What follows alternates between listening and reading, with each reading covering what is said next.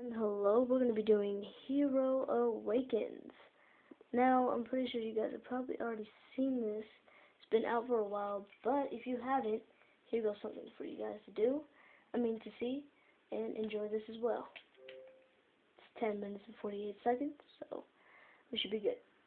Enjoy.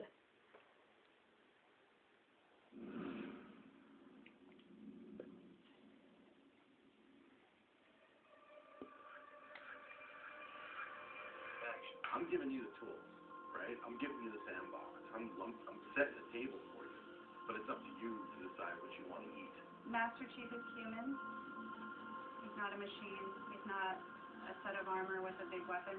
He's a human with resilience and courage. You know, and I was so looking forward to this moment because for Master Chief, you know, the stoic, the soldier, the man of few words, all that. But there was this progression, you know, in terms of his emotional side, even through the first three games. But this was going to be the great leap.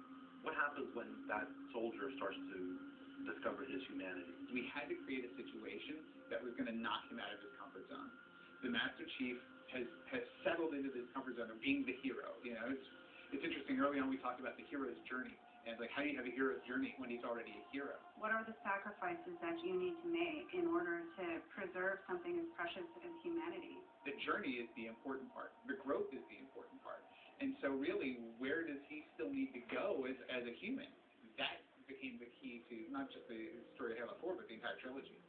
We're really examining what sort of burden a Guardian carries. In a lot of ways, the story that we're telling with Halo 4 is about putting Chief in circumstances where he's forced to change. He's forced to take stock of himself. In a way, Chief is a Guardian. Cortana is Chief's Guardian. The Forerunners were the Guardians of their own universe, and they might have to make a decision that not everyone is going to agree with and that some people might condemn.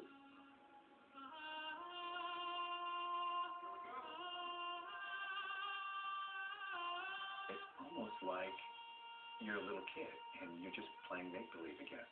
So you imagine everything. The table's here. The plinth for Cortana is here. There's a window here. Ready? Go.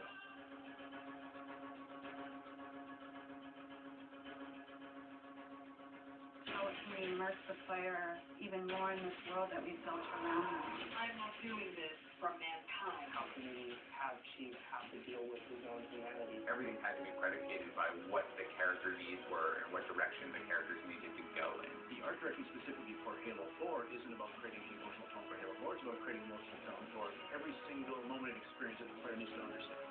Similar to what you said, is that, you know, we build what we need to see. We can't look too far this way, it starts to fall apart. But back in here, things are looking good.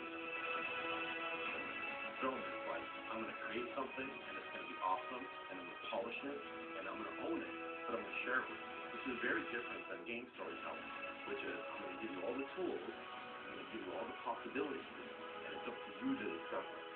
Answering questions and answering the directions that the narrative had already taken to find a path forward for us as we started to tell the story. We're always telling these huge, big stories. We've got Infinity, it's the biggest ship that has ever been launched. We've got Requiem, which is like the biggest Forerunner artifact we've ever found. But in the middle of all of that, we've got this very small personal story between Master Chief and Cortana. You tell a story with every detail that you put into the game. Immersion is really what allows somebody to believe your universe and also would become emotionally caught up in your universe, ready to get back to work.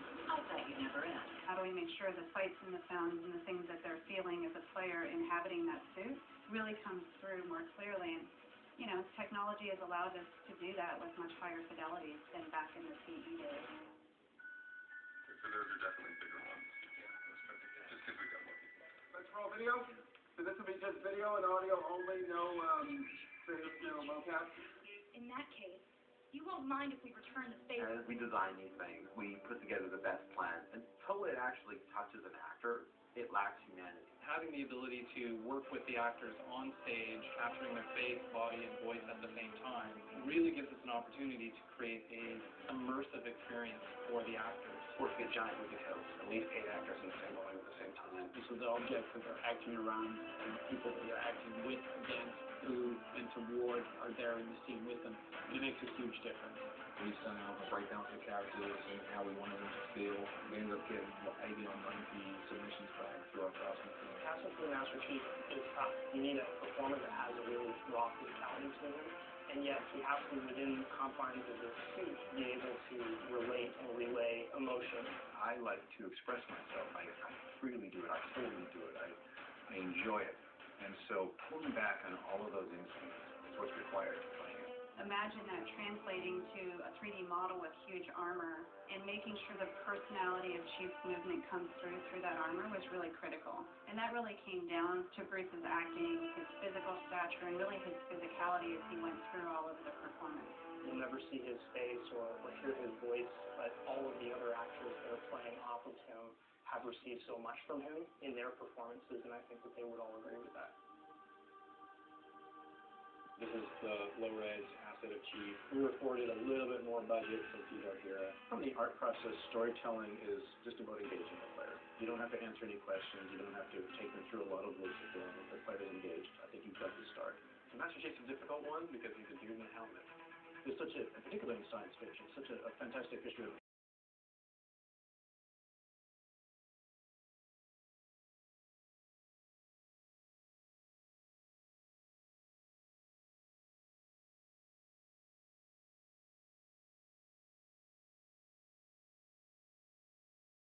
Even little bits here and there, like Grail, this just reads 117. I think it's connected to having even more modern visual flow when it comes to design. Alright guys, we're going to have to stop it here, For the outline of Master Chief. and I'll continue some other time. Goodbye.